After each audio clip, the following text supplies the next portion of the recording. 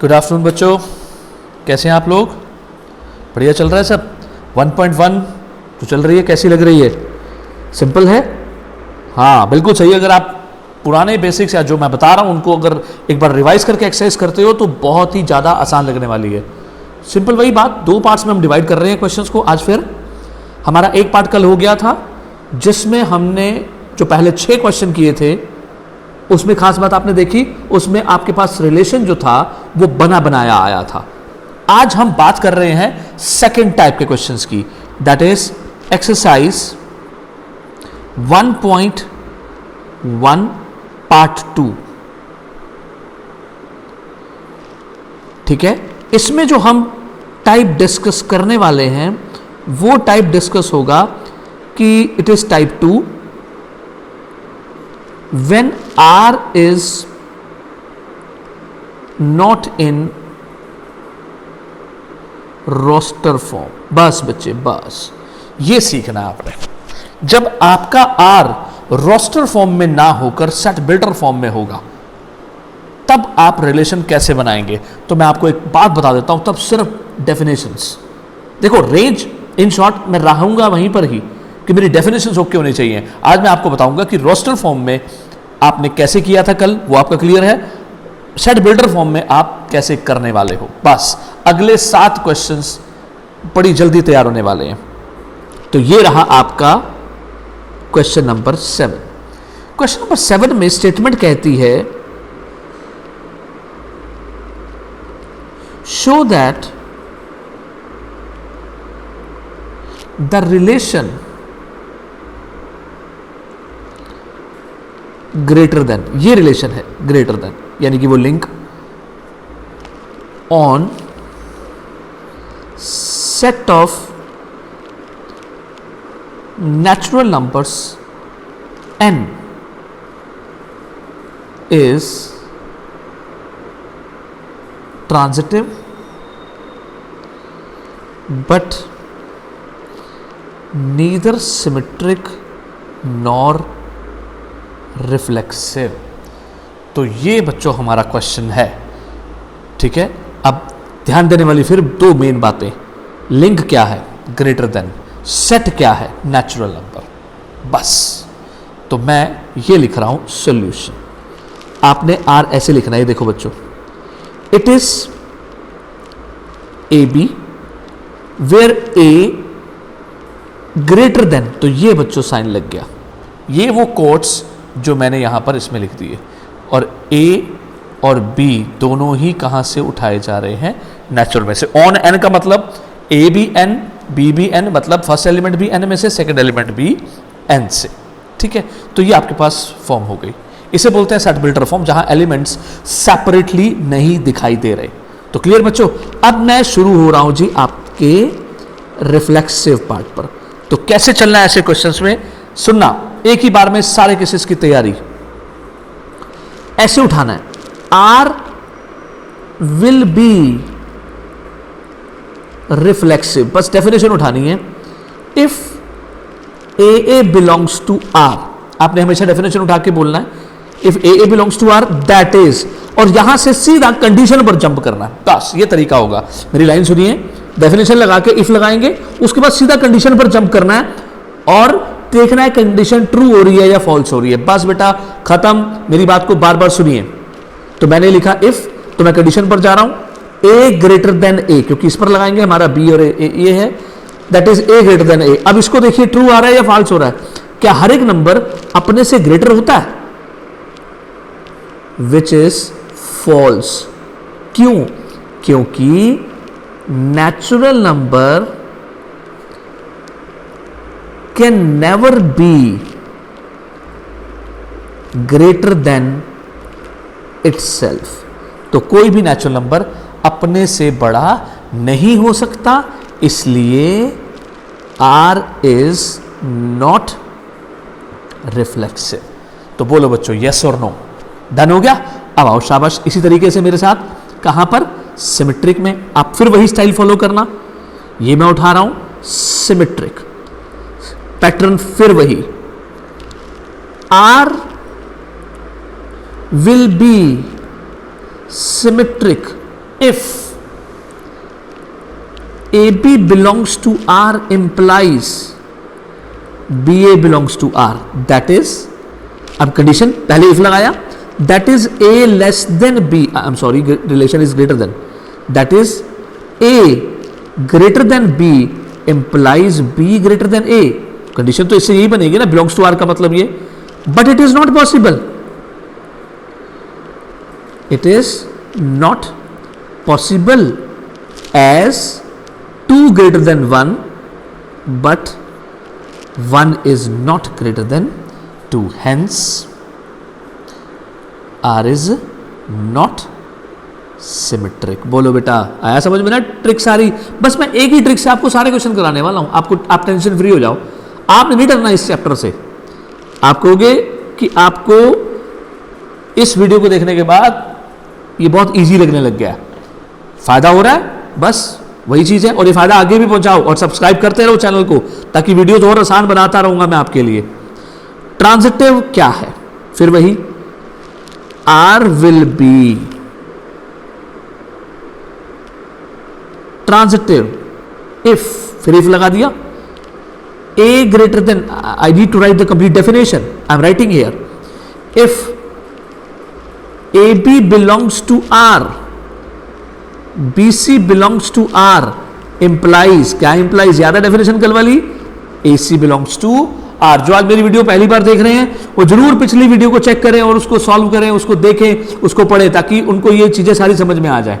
हर एक में मैंने पार्ट्स बनाए हुए हैं, एक्सरसाइज पार्ट 1 पार्ट 2 इसी नाम से चल रही हैं, आप साथ साथ देखते रहिए ताकि आपको बेसिक्स रिवाइज भी होते रहें।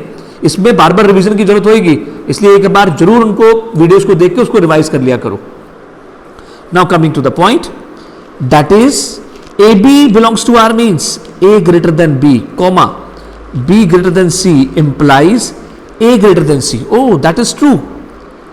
It is true. क्योंकि ये लो रीजन दे दो ना यार। अब देखिए आप, 2 और 3 is greater than 2, 2 is greater than 1, that implies 3 is greater than 1 ना, तो हो गया ना clear. A B B C, that means AC. So it means R is transitive. बोलो बच्चों, पहला क्वेश्चन क्लियर हो गया सबको? Done. This was our 7th question, first part. Now I am proceeding to the 7th question, second part. इसमें एक फर्क है, सीधा पॉइंट पर चलूं? चलिए लिख देता हूं। Show that the relation less than or equal to, कुछ दिखा? और equal to, और किस पर लग रहा है? On the set of integers z is reflexive and transitive but not symmetric। तो यहां पर फोकस करने वाली बात, लिंक क्या है? लेस देन और इक्वल, दो चीजें आ गई। मतलब लेस हो जाएगा तब भी चलेगा, इक्वल हो जाएगा तब भी चलेगा। और सेट क्या है? Set of integers z। अब मैं उसी ढंग से लिखूंगा, आ जाइए आप मेरे साथ फटाफट। It is, here we go, this case. ये मैंने सॉल्यूशन उठाया। सबसे पहला मेरा स्टाइल R, AB, जिसमें A और B इंटीजर्स में से हैं और A इज लेस देन और equals to B, that's all. तो I am using again the language. पहली डेफिनेशन रिफ्लेक्सिव, तो how do we write? R will be reflexive if, बोलिए मेरे साथ, AA belongs to R, that is A is less than or equals to A। Sound क्या आ रही है? It is, ये sign for all का होता है बेटा। कुछ बच्चे पूछ रहे थे मुझसे, सर ये साइन क्या होता है? तो it is sine of for all. तो यहां पर हमारा ये for all A belongs to Z। तो अब देखिए, it is what here, less than और इक्वल्स टू। तो यहां पर हमारे पास एक चीज तो आ ही रही है ना कि A इक्वल टू होता है A के, तो हम कहेंगे विच इज ट्रू। हो गया क्लियर, क्योंकि कंडीशन एक तो आ ही रही है ना, हेंस रिफ्लेक्सिव। अगर ये आता ना सिर्फ लेस देन तो बिल्कुल भी नहीं आ सकता था। जब हम प्रोनाउंस करते हैं ना लेस देन और इक्वल, तो हम देखते हैं हमारी एक बात तो बननी चाहिए। Is that okay? सो अब आ जाइए, इट इज रिफ्लेक्सिव। अब आगे चलते हैं हम। अब सिमेट्रिक में देखना जरा इसी बात का जवाब मैं किस ढंग से ले रहा हूं। फिर बोलो मेरे साथ, R will be symmetric if AB belongs to R, BC implies AB belongs to R implies BA belongs to R, that is A less than or equals to B implies B less than or equals to A। अब इस situation में हम क्या कहेंगे? It is not always true, it is not, ये देखिए मैं क्या वर्ड लिख रहा हूं, ऑलवेज। ऑलवेज का मतलब क्या है यहां पर? ऑलवेज का मतलब है कि अगर मान लीजिए मैं दो एलिमेंट लेता हूं, 5 और 7 ये इंटीजर है, और यहां से 5 is less than 7, less than और equals to 7, we can put that value, less than और equals to means it is less than, ठीक है। बट 7 तो बच्चों ना तो लेस हो रहा है और ना ही इक्वल हो रहा है, कोई कंडीशन बना रहा है? ये देखो नॉट लगा दिया ना, हेंस। तो ये चीज है कि 5 और 7 में एक कंडीशन तो लग रही है ना, लेकिन 7 और 5 में तो कोई कंडीशन नहीं लग रही, ठीक है। इस तरह से हम देखते हैं, हेंस नॉट सिमेट्रिक। तो आपको क्लियर हो गया? अब आप मेरे साथ चलिए ट्रांजिटिव वाली प्रॉपर्टी पर। तो फिर मेरे साथ बच्चों आपने वही डेफिनेशन लगानी है, R will be transitive if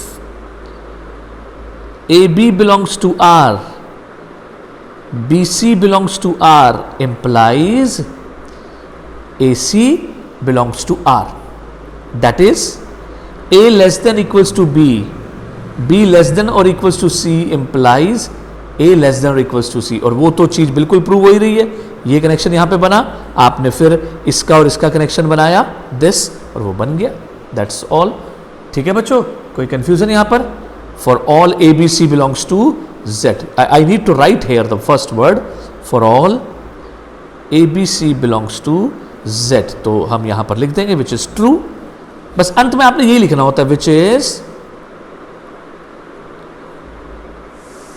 true, hence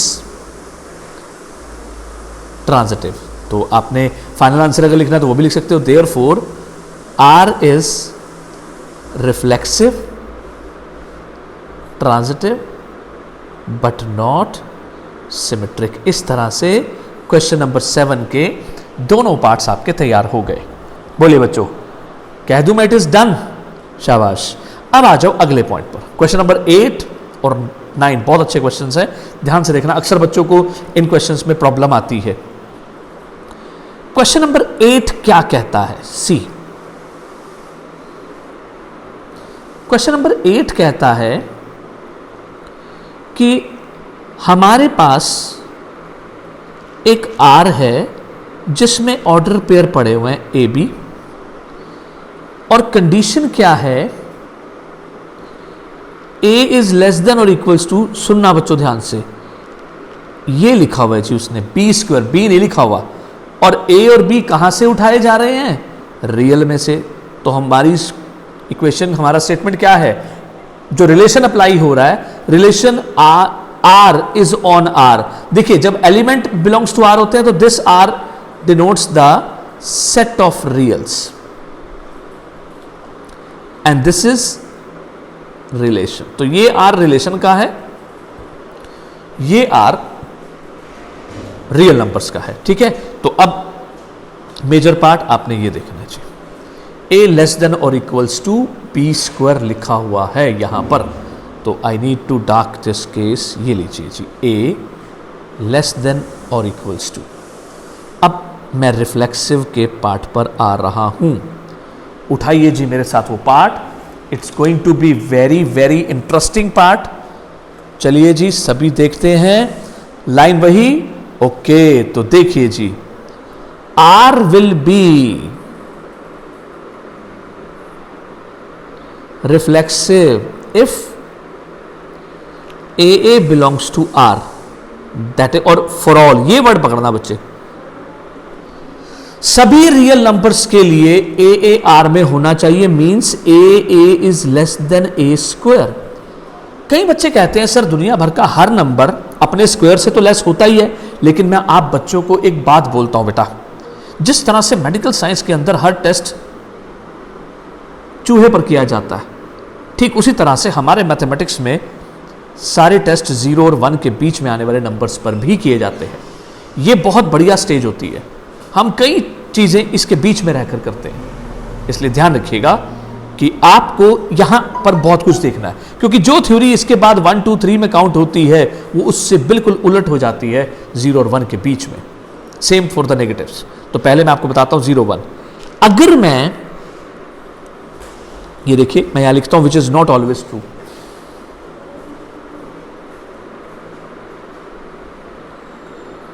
which is not always true, that is अगर मैंने a 0 और 1 के बीच में ले लिया, पर्टिकुलरली मैं ऐसा करता हूं, हाफ ही ले लेता हूं, तो बेटा जी जरा ध्यान से देखो, हाफ a हाफ है, a स्क्वायर कितना हो गया 1/4, तो यहां पर देखना जरा, a less than a square means half is less than 1/4, it is what here, it is false. ये तो होता ही नहीं है क्योंकि हाफ तो ग्रेटर हो जाता है। सो वर्ड यहां पर आ गया ना, ये वर्ड था फॉर ऑल। तो फॉर ऑल का मतलब दुनिया भर के हर रियल नंबर के लिए, लेकिन 0 और 1 के बीच में आने वाले रियल नंबर्स के लिए ये प्रॉपर्टी ट्रू नहीं हो रही, hence R is, look at that case, मैं लिख रहा हूं, hence R is not reflexive. तो क्लियर बच्चों। अब मैं चल रहा हूं नेक्स्ट प्रॉपर्टी पर, विच इज सिमेट्रिक। मेरे साथ फिर चलिए आप उसी प्रॉपर्टी पर। Now R will be symmetric if AB belongs to R implies BA belongs to R with the same situation, with the same result we are taking। तो मैं फिर वही बात उठाऊंगा, आप फिर कंडीशन लिखो मेरे साथ कि यार अगर ये होना है तो कंडीशन तो ट्रू होनी है, that is what do we write, that is a less than equals to b square implies b less than or equals to a square। जरा मुझे बताना क्या ये पॉसिबल होगा? होगा? नजदीकी एलिमेंट ले लो, ये लो मैं तुम्हें एक ट्रिक और बताता हूं, 1 2 3 0 -1 -2 -3, इसी में रहकर अपनी रेंज चेक करो। आप एक काम करो, आप एक पैटर्न उठाइए, A को ले लो 1, ठीक है, B को ले लो 3, आप देखना आपको बात कैसी समझ में आती है। That implies 1 is less than और इक्वल्स टू 3 स्क्वायर, ठीक है, 3 से तो लेस आएगा ही आएगा ना, हार्डली मैटर्स। बट B कौन है, 3 लेस देन और equals to 1 square is not possible. क्या कहते हो, ये तो नहीं बना ना। जब बात बच्चों फॉर ऑल के लिए आ जाएगी, देखो इसने तो ट्रू कर दिया लेकिन उसका उल्टा तो नहीं आ रहा ना, हेंस नॉट सिमेट्रिक। तो इस तरह से हमारी प्रॉपर्टी क्लियर हो जाती है, ठीक है। विच इज, यहां पे लिख देता हूं मैं, विच is not possible, which is not possible because for a this. ये आपका एग्जाम्पल देने हैं बच्चों, एग्जाम्पल आपने देने ही देने हैं। तो अब आ जाइए अगले पॉइंट पर। अब मैं अगला पॉइंट लूंगा सिमेट्रिक। यहां तक क्लियर हो गया सबको ना। अब सिमेट्रिक में भी इसी स्टाइल से लेना, बहुत अच्छा क्वेश्चन है। एग्जाम्पल आपको देने पड़ेंगे।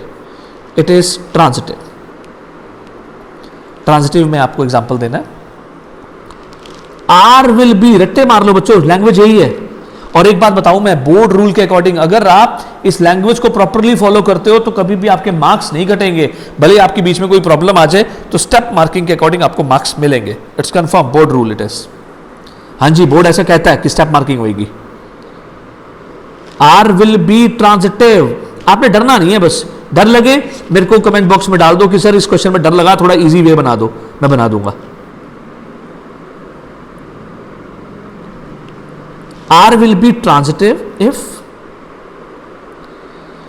AB belongs to R, BC belongs to R implies AC belongs to R।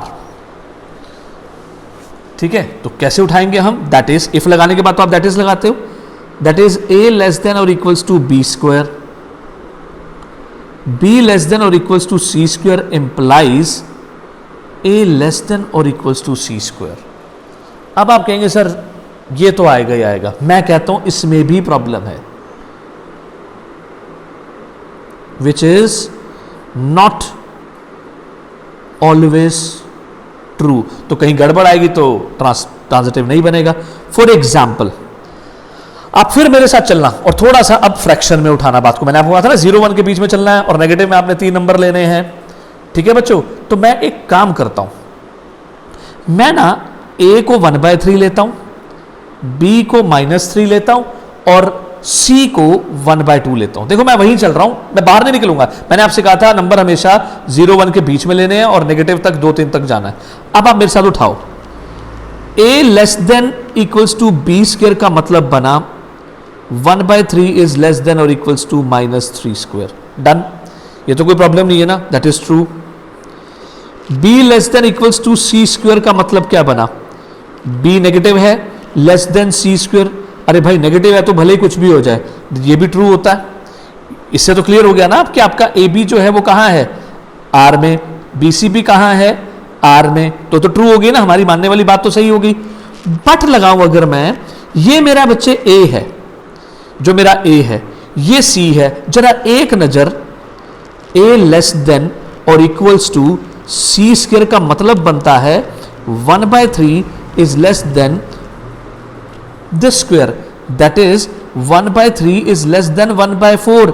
ये तो बच्चे ट्रू नहीं ना होता, which is, look at that case, which is not true. तो बात क्या बनी? Therefore AC does not belongs to R। तो इस तरह से आप जरूर देखा करें कि AC को R में लाने के लिए क्या चाहिए। तो मैंने वही देखा कि मेरे को चाहिए ये वाला पॉइंट, ये वाला पॉइंट, तो मैंने वो बना के देख लिया, वो तो ट्रू आया ही नहीं। मैं आप क्या कह दूंगा? Hence R is not transitive. ठीक है, तो इस तरह से आपका क्वेश्चन सॉल्व हो गया। तो क्लियर बच्चों, आया समझ में? एक और क्वेश्चन देखोगे, ऐसे ही बड़ा मस्त क्वेश्चन है, दिखाऊं?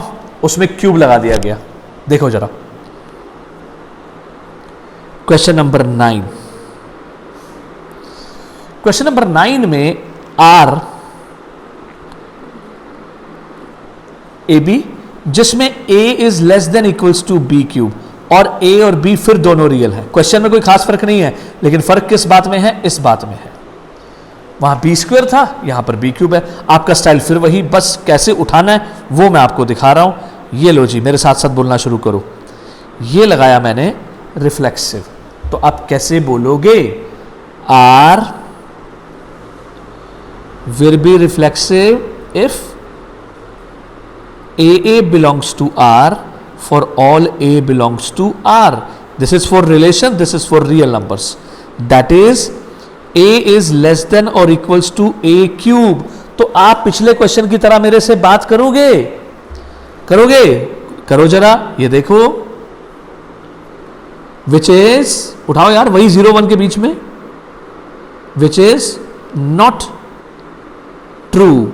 ठीक है, because for A equals to half, A cube is 1/8, but 1/2 less than 1/8 is not true. Hence, R is not reflexive। इस तरह से आपका ये वाला पॉइंट ओके हो गया।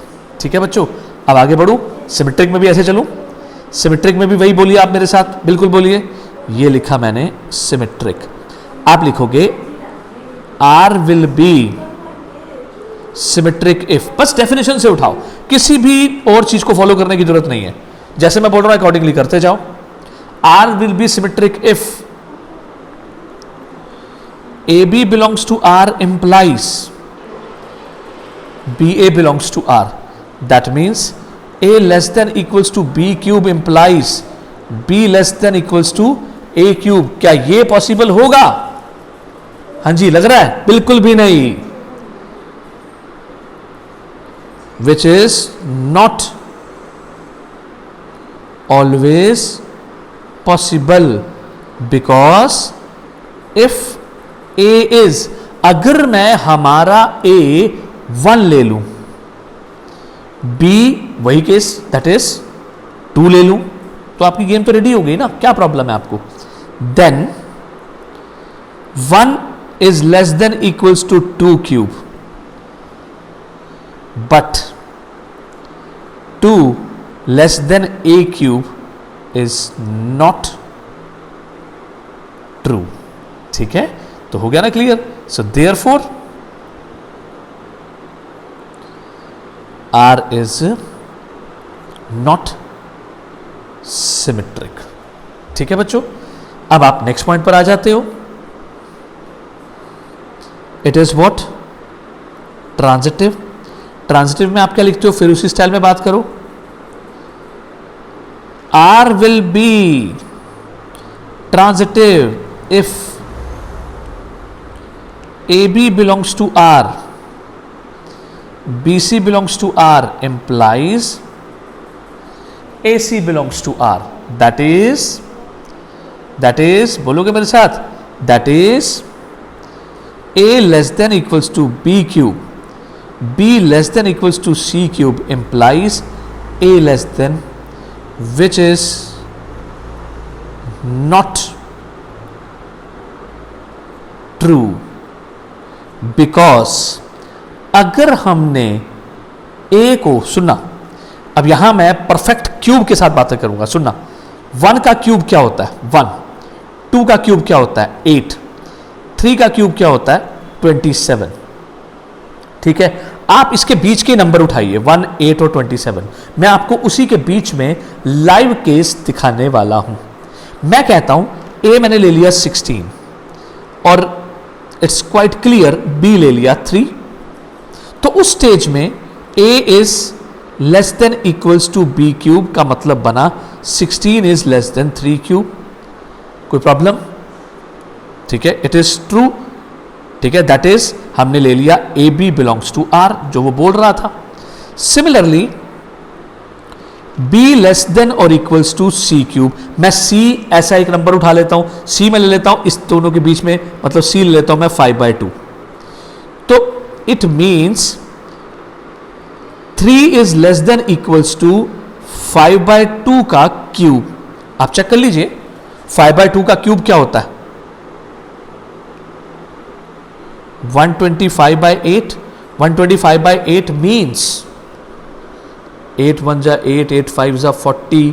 ठीक है, then 15 point something if we go around this. तो that is also true. It means BC belongs to R. ये भी हमारी पॉलिसी है. अब जरा इसके हिसाब से देखना, आप पकड़ गए बात को. नाउ अगर मैं कहता हूं कि AC belongs to R, तो उस सिचुएशन में A less than equals to C cube means 16 must be less than 5/2 cube. और जरा मेरे साथ 5/2 क्यूब मैंने ऊपर निकाल के दिखाया, वो तो 15.6 अराउंड चलता है. That is it is less than equals to 15.6 which is not possible. आ गया समझ में? तो ये कुछ केसेस हैं. देखिए मैंने जो नंबर लिया वो 3 के नजदीक लिया, 2.5. 5/2 इज 2.5 ताकि सर्च करना आसान हो. नेक्स्ट मैंने जो लिया वो 4 का स्क्वायर लिया. अगर आप A को ध्यान से देखें तो वो चीजें वही है 2 3 4 के according. Hence AC does not belongs to R, so therefore R is not transitive. ये क्वेश्चन कई बच्चों को प्रॉब्लम देता है, इनफैक्ट मैक्सिमम बच्चों को प्रॉब्लम देता है. तो आप इन चीजों को अच्छे से समझ के चलिए और इसको कवर करते रहिए. कोई प्रॉब्लम बच्चों? ठीक है, मैं ये चीज हटा देता हूं ताकि आपको समझने में आसानी लगे. So is that clear now? ठीक है बच्चे, सो यहां पर हमारा क्वेश्चन नंबर 9 भी कवर हो जाता है। तो बताइए जी, केस क्लियर हो गया? अब मैं आगे बढ़ रहा हूं with the next question, that is question number 10। बस लगभग हम एक्सरसाइज के एंड पर पहुंचने वाले हैं। ठीक है बच्चों, ये देखिए क्वेश्चन नंबर 10। क्वेश्चन नंबर 10 क्या कहता है? क्वेश्चन नंबर 10 में आर एक रिलेशन है, जो एक R is the relation defined on the set 1 2 3 4 5 6। अब देखो यहां पर फाइनाइट सेट हो गया, और कैसे डिफाइन किया गया? ऐसे ऑर्डर्ड पेयर जिसमें b is equals to a plus 1 हो, यानी कि दूसरा एलिमेंट पहले से ग्रेटर हो। तो मैं इस सेट का नाम a रख देता हूं, A B belongs to a। तो r is a relation on a to a। तो आपने शो करना है कि it is show that r is, और check, in fact they are not saying to show, they are asking check whether r is reflexive, symmetric or transitive. So let's do check proof or solution. Here we need to check the solution. तो ये मैं solution लिख रहा हूं। यहां तक clear हो रहा है? इजी लग रहा है? थोड़ा सा है, बस पॉइंट्स क्लियर है। जो मैं बोल रहा हूं बस उसके अकॉर्डिंग रहो, और एक बार रिवीजन ले लेना जरूर, और साथ साथ लिखते जाइए पॉज करके, ताकि आपके नोट्स बनते रहें, फिर आप रिवीजन लो। और मैथ जरूर करा करो जो मैं लिख रहा होता हूं। आप अपनी कॉपी में लिख लेते हैं, लेकिन कई बार गलती होती है, बच्चे देखकर भी कुछ गड़बड़ कर देते हैं, तो आप उसको रेगुलर जो है वॉच कर लिया कीजिए। ठीक है, पॉज करके लिख लो, कोई इश्यू नहीं है, कोई भागे थोड़ी जा रहे हैं। वीडियो इसीलिए बनी है ताकि आप लोग अच्छे से नोट्स बनाते रहे, और नोट्स की चिंता मत करिए, हर एक चीज आपकी घर बैठे बैठाए बनती रहेगी, बस आप आराम से देखते रहिए। अब आपको शो करना है कि इट इज रिफ्लेक्सिव, सिमेट्रिक और ट्रांजिटिव, उसमें से क्या है। तो आप कैसे करोगे? We do right here the reflexive, तो स्टाइल इज सेम, लेकिन उससे पहले मैं आपको एक लाइन बोलूं, आर क्या है आपका? फाइनाइट सेट पर है। तो बेटे जी, जब फाइनाइट सेट पर होता है ना, तो उस केस में बेस्ट वे आउट रहता है कि आप रोस्टर फॉर्म बना लो। रोस्टर फॉर्म बना लोगे तो बहुत अच्छा रहेगा। बनाएं? चलो आ जाओ बनाते हैं।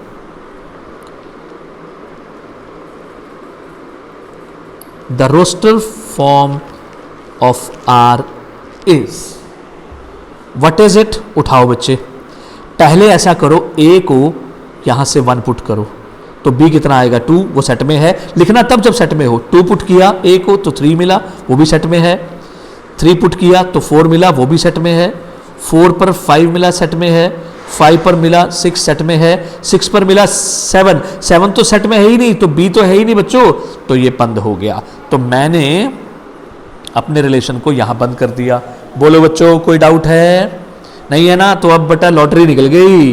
लॉटरी कैसे बोल दो ना यार, लॉटरी निकल गई ना, क्योंकि रोस्टर फॉर्म तो मैंने आपको बड़ी जबरदस्त बता रखी है। अब सीधा लिखते जाओ मेरे साथ। बोलो भाई, सेट में 1 1 2 2 यहां पर मिल रहा है, तो clear, since 1 1 does not belongs to R, 2 2 does not belongs to R, and so on, क्योंकि कुछ भी नहीं है ऐसा। Hence AA does not belongs to R, therefore R is not reflexive। तो बोलो यार, रोस्टर फॉर्म लिखने से फायदा हो गया ना सबको? फायदा हो गया ना? So that is a point. आ जाइए अगले पॉइंट पर। अब आप मेरे साथ सिमेट्रिक चेक कर दोगे? बस बोल दो यार, ये देखो 1 2 का उल्टा 2 1 है, तो आप सीधा लिखो नॉट सिमेट्रिक, बिकॉज 1 2 है लेकिन 2 1 नहीं है, तो it is clear, not symmetric. अब ट्रांजिटिव उठाते हो आप, ट्रांजिटिव में मेरे साथ चेक करोगे, ये देखो 1 2 है, 2 के साथ 3 कनेक्ट है, लेकिन 1 के साथ 3 है नहीं है, तो आप लिख दो since 1 2 belongs to R, 2 3 belongs to R, but 1 3 does not belongs to R, hence R is not transitive. तो फाइनल आंसर आपका क्या बना? ये ना तो सिमेट्रिक है, ना रिफ्लेक्सिव है, ना ट्रांजिटिव है। तो वेदर का आंसर आप क्या दे देंगे? ऐसे दे देंगे, therefore R is, what do we write? R is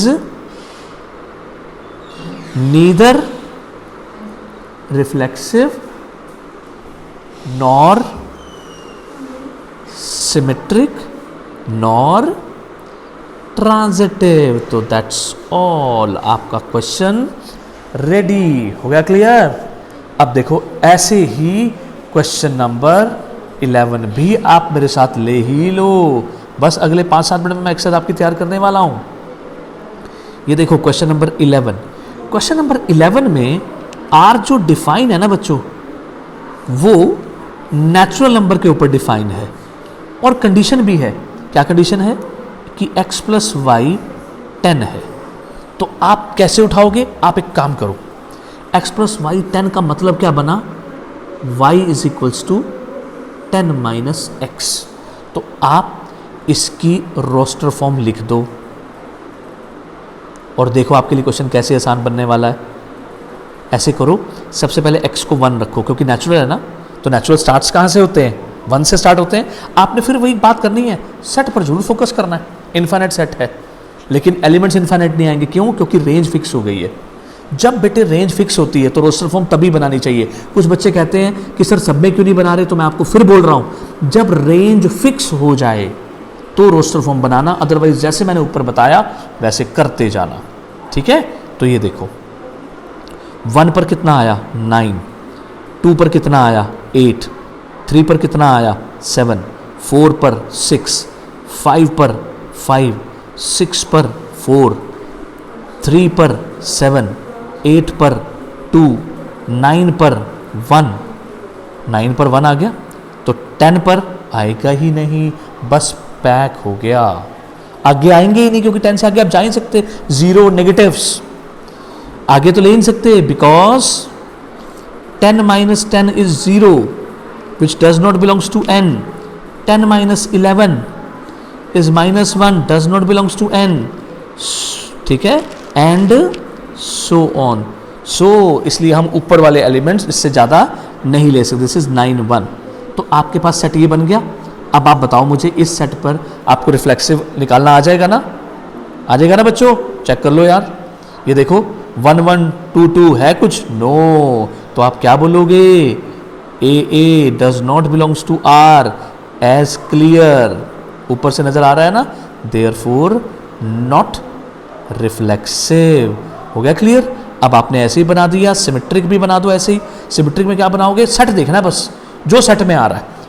1 9 का उल्टा 9 1, 2 8 का उल्टा 8 2, 3 7 7 3। ओ ओ ओ ओ यहाँ पे देखो ना, पढ़ने से साथ गलती होगी ना, इसको ठीक करो। यहाँ पर लिखेंगे हम 7 पर 3, तो 3 7 का 7 3, 4 6 का 6 4, 5 5 का उल्टा 5 5 होता ही है, तो वो चल गया। तो हम ये लिखेंगे, इट इज क्लियर या since A B belongs to R implies B A belongs to R, it is clear from the above set R, जो यहां पर ऊपर लिखा हुआ है ये वाला, बिल्कुल ये। ठीक है बच्चों, यहां से क्लियर हो गया। तो R, therefore R is symmetric,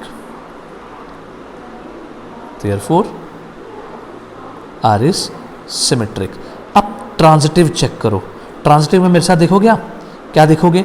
1 9 ये कनेक्ट है। अगर मैं इसी की बात करूं 1 9, और यहां पर अगर हम ओवरऑल बात करेंगे तो क्या बनेगा? सी दिस पार्ट, ये 1 9 है, ये क्या है? 9 1। तो कंडीशन क्या बनेगी? 1 1। भाई 1 1 तो है ही नहीं, तो आपकी यहीं पर पैकिंग हो गई। तो आप बोलोगे since 1 9 belongs to R, 9 1 belongs to R, उसी सेट में से देखना है। तभी मैंने आपको सिखाया कि आप रोस्टर फॉर्म की तरफ फोकस करो। But 1 1 does not belongs to R, hence R is not transitive। so therefore आपका फाइनल आंसर आपके हाथ में आ गया। क्या लिखोगे आप?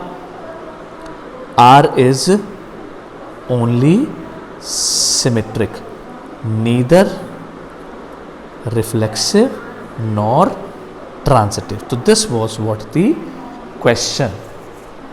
ठीक है, अब आ जाइए जी अगले क्वेश्चन पर. बस आपकी एक्सरसाइज रेडी हो रही है.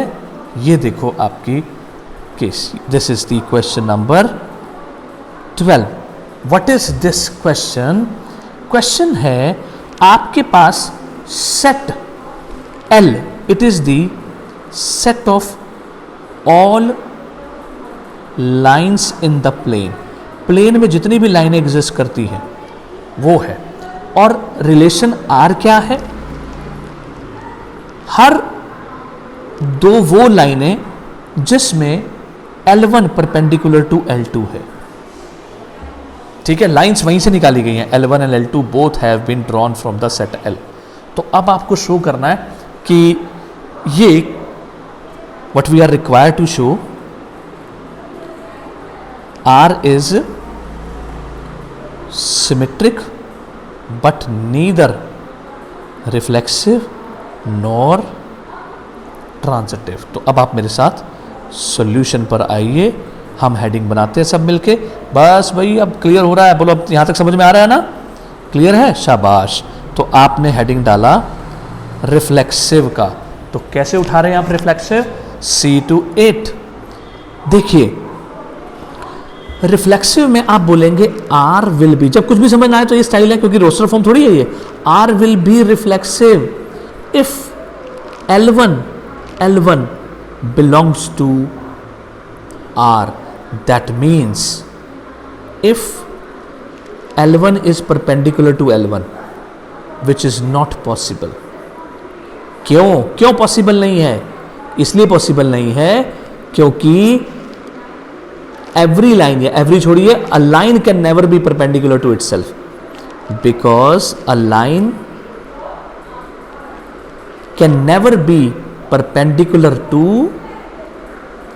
itself. इस वजह से ये चीज पॉसिबल नहीं होगी. So R is not reflexive. अब आप उठाइए मेरे साथ सिमेट्रिक. फिर वही स्टाइल लिखोगे आप लिखोगे R will be symmetric if L1 L2 belongs to R implies L2 L1 belongs to R. ठीक है, कैसे? दैट इज वही स्टाइल है. L1 perpendicular to L2 implies L2 perpendicular to L1. C, अगर L1 L2 के perpendicular है तो L2 L1 के परपेंडिकुलर होगा, विच इज ट्रू. ये देखो, बिकॉज ये एक लाइन है, इसका नाम है L1, ये एक लाइन है L2, दोनों के बीच में कितना एंगल है? 90. ठीक है, तो अगर ये इसके साथ 90 बनाती है तो बाबूजी इसका इसके साथ भी क्या एंगल होगा? 90 ना. So that means it is therefore R is symmetric. अब उठाया आपने ट्रांजिटिव. जरा ध्यान से देखो, बहुत बढ़िया सीन है. आप कैसे लिखोगे मेरे साथ? ऐसे R will be transitive if L1 L2 belongs to R, L2 L3 belongs to R implies L1 L3 belongs to R. That is L1 perpendicular to L2, L2 perpendicular to L3 implies L1 perpendicular to L3, which is not possible. ठीक है, because ये देखिए, ये आप मेरे साथ sketch cover करिए. ये L1 है, L1 परपेंडिकुलर है L2 के. ठीक है, और L2 परपेंडिकुलर है L3 के. तो बच्चों जरा सामने देखना यार, ये तो कोरस्पॉन्डिंग एंगल रिलेशनशिप से L1 किसके पर पैरेलल आ गया? L3 के. That means L1 is not perpendicular to L3. L1 इसके परपेंडिकुलर तो नहीं आया ना, hence R is not transitive. So therefore R is only symmetric, that is neither reflexive nor transitive. इस तरह से आपका ये क्वेश्चन तैयार हो गया. ये देखिए बच्चों, क्लियर हो गया ना. लाइंस का सेट था, दो लाइनें, एक लाइन आपस में परपेंडिकुलर नहीं हो सकती, दो आपस में परपेंडिकुलर हैं तो L1 L2 के परपेंडिकुलर है तो L2 L1 के हो जाएगा. तो इस तरह से आपका केस क्लियर हो गया. नाउ बच्चों we are coming to the last question. Exercise खत्म हो रही है. बहुत इंपॉर्टेंट क्वेश्चन. इस केस में R जो डिफाइन है, R is the relation on Q minus 0, मतलब नॉन जीरो रेशनल नंबर्स. ये इसका मीनिंग होता है बच्चों. नॉन जीरो रेशनल नंबर्स के ऊपर हमारा R डिफाइन है. और है क्या? ऐसे ऑर्डर्ड पेयर की कलेक्शन जिनका प्रोडक्ट 4 है. और ध्यान रखिए A और B Q माइनस O में से ही उठाए गए हैं. तो ये हमारा सेट है. आपको चेक करना है कि इसका नेचर क्या है. तो मैं उठा रहा हूं बच्चों इसके सॉल्यूशन में रिफ्लेक्सिविटी. देखते जाइए ध्यान से. स्टाइल वही रखना, कोई प्रॉब्लम नहीं आने वाली.